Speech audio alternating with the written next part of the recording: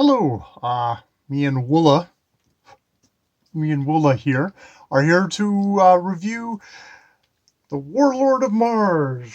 Well, probably I'm here to review the Warlord of Mars. Sure, already knows how she feels about the Warlord of Mars and has made her views very, very clear. Yes, the Warlord of Mars. It's the third in the Barsoom series, which I have been reading along with the fellows at Marsathon. I'll enumerate them below. Needless to say, in the year 2020, they are embarked upon reading the 11 novels of the Barsoom novels by Edgar Rice Burroughs, all about Barsoom, Mars. Um, and in these first three books, we have been focused on John Carter of Mars, a Virginian gentleman who has, through some kind of semi-scientifically magical sense, is able to beam his soul to Mars, take physical shape as a perfectly strapping, healthy human male, but endowed with great strengths because of the lighter gravity of Barsoom. May make you think about a certain Kryptonian falling to Earth and finding he had superhuman powers. John Carter doesn't have that level of superpowers, and indeed, in these books, his power levels can vary, as Steve Donahue, one of the Marsathon fellows, has pointed out. So yes, this is the third in the book, so there will be kind of spoilers for the second if you haven't gone into that first. I guess you could go back and take a look at my first review of the Princess of Mars and just sort of see, hey, is that something I'd want to read? But yes, let's get into the Warlord of Mars, bearing in mind that the one just before this, Gods of Mars, ended in a cliffhanger. And the cliffhanger is that John Carter's love of his life was entrapped in it's the Temple of the Sun. Deja Thoris, red Martian babe, was helium. The red Martian. We'll just go with red Martian babe. Was imprisoned in the Temple of the Sun with Thuvia, another red Martian, I believe, princess, different kind of city. She is the great Banth tamer. In prison with those two, and with a white Martian, one of the Therns, Fedor, who also, of course, loves John Carter of Mars and is really, really not happy that John Carter doesn't want to go with her, and indeed is like, well, if you're not gonna love me, I've got the perfect solution. I am going to stab Deja Thoris. And now the Temple of the Sun, for the setup, is this slowly revolving prison cell that once it shuts, it won't open again for another year. So, and this is a Martian year, so that's quite long. Just as the thing is sliding finally shut, he sees Fedor lunging at poor Deja Thoris with a knife. Thuvia is lunging to try and block her. All John Carter hears is a scream, and the doors slam shut, and that is the end of Gods of Mars. And it's like, yet another cliffhanger. And so we immediately jump to the next book, or I guess if you were a poor sucker back in the day, these are published in as a serial in like 1913, 1914. You had to wait for the next installment to finally come out to find out what the heck happened. Did Deja Thoris get stabbed to death? What's going to happen? And as it opens, it's 6 months later. Still haven't gotten in. John Carter, though, is like, something's going on with one of the firstborn. These are the Black Martians. It's indeed the Black Martians fake goddess Isis, who has imprisoned Deja Thoris, Thuvia, and Fedor in this Temple of the Sun.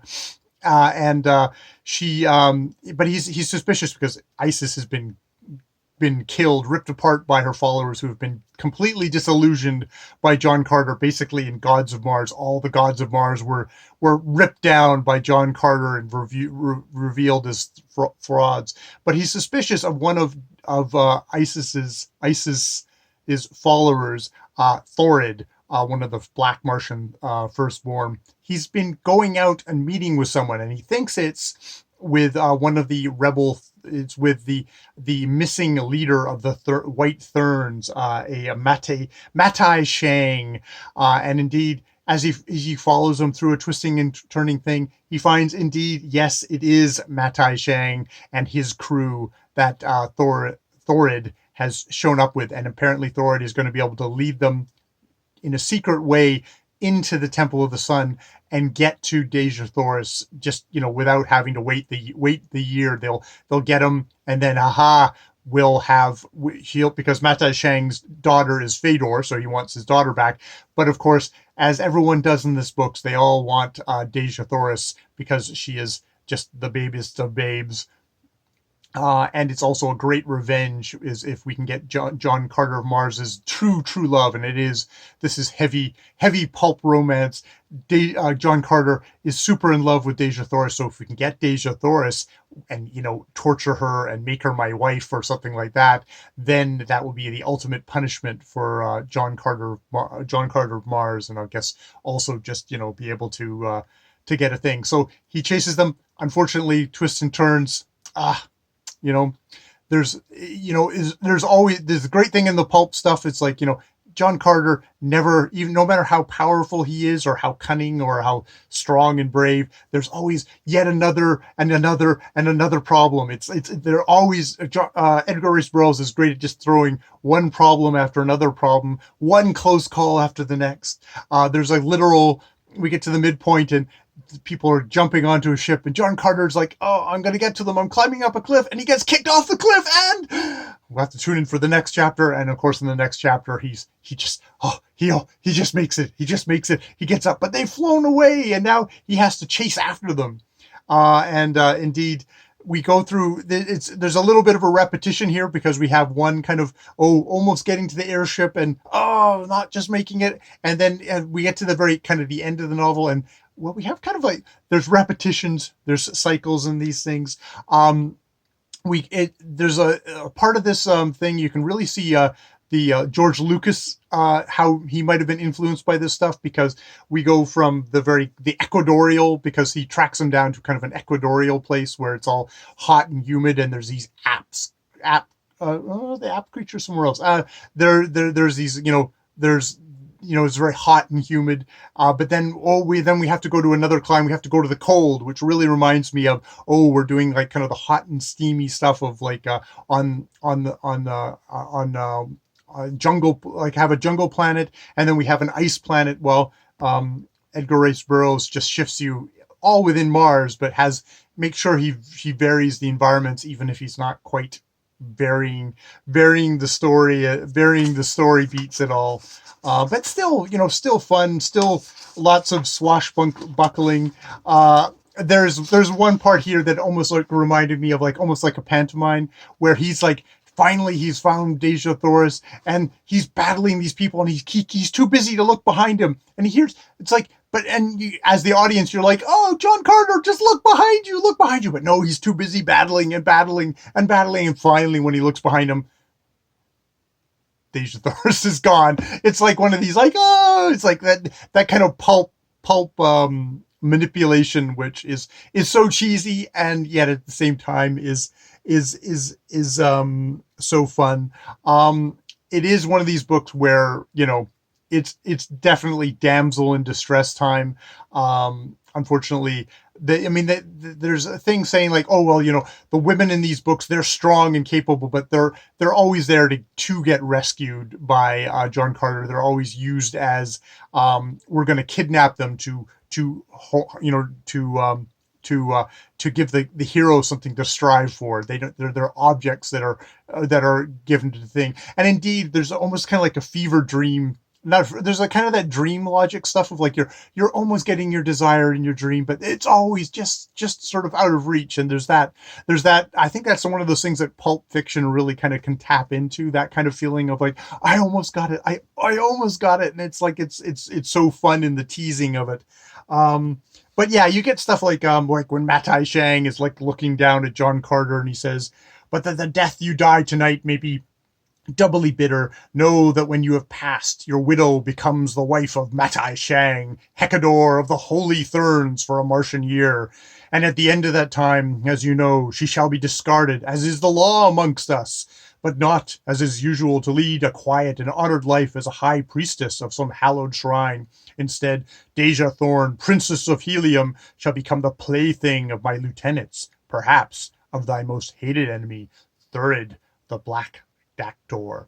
Dactor. And yes, we also do have that kind of that there is that thing of like, oh, I mean, you're in peril of the evil black man. I do think, even though that there's a lot of ways that these I think Edgar Rice Burroughs is probably actually somebody who I could see as being kind of progressive for his time, trying to actually have all these various races kind of come together in a bit of a unity.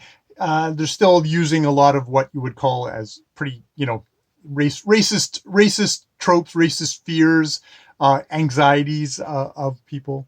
Um, there's also, but it's like I love these speeches. I love these over the top dramatic speeches. Like they have Fedor, the one who's just she's the White Thurn, who's just so in love with John Carter. It's like, John Carter, she cried, for the last time I offer you the love of Fedor, daughter of the holy Hector. Accept, and your princess shall be returned to the court of her grandfather, and you shall live in peace and happiness. Refuse, and the fates that my father has threatened shall fall upon Deja Thoris. It's like your eyes either roll with delight or they just roll and you just walk away from the wonderful nonsense that is this. But it's interesting. These first three books really do seem to kind of form a kind of a complete story of John Carter. You really get the sense by the end.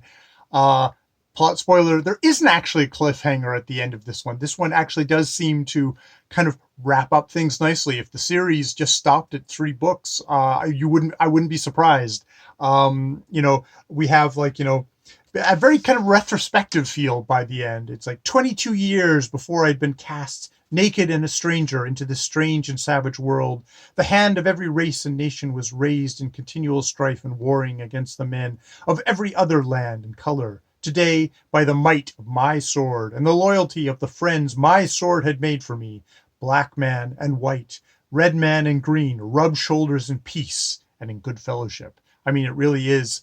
There's the there's the ending of the kind of the John Carter story. And indeed, I think as we go on, we're the next one is about Thuvia. Thuvia, the other Martian princess, who at the end of this book was actually getting kind of rather close to John Carter's son. So you wonder if there's going to be a little bit. That's where we're going to get, because Edgar Rice Burroughs obviously definitely used the kind of the engine of the romance between between John Carter and between Deja Thoris to kind of power these three books. That was what got his hero going that way. So you wonder, it's like, oh, is this what's going to happen for the next books? It's like, it's going to be Thuvia, Maid of Mars, and will that mean, instead of Thuvia being the main character, will it be Catharsis being the main character and him trying to find, my speculation is, okay, Thuvia is going to get kidnapped and then Catharsis is going to go after her, and we're going to get more exciting daring do, much like what we've had in the last book. In a lot of ways, yeah, it's like, it does feel like, okay, John Carter, you've done your thing, you got your heart's content, unless Deja gets kidnapped again. Stranger things have happened. I wouldn't be surprised if that's what happens next. These first three have been really fun to just to kind of intersperse it between kind of heavier reading, just very light, escapist, sci-fi fantasy fun. You really can see kind of the roots to a lot of our science fiction, fantasy, Star Wars today. Maybe not so much Star Trek, but Star Wars today, of just that kind of mighty, kind of like, the hero and kind of very black and white, and of black and white morally, kind of like bad guys, good guys kind of stuff.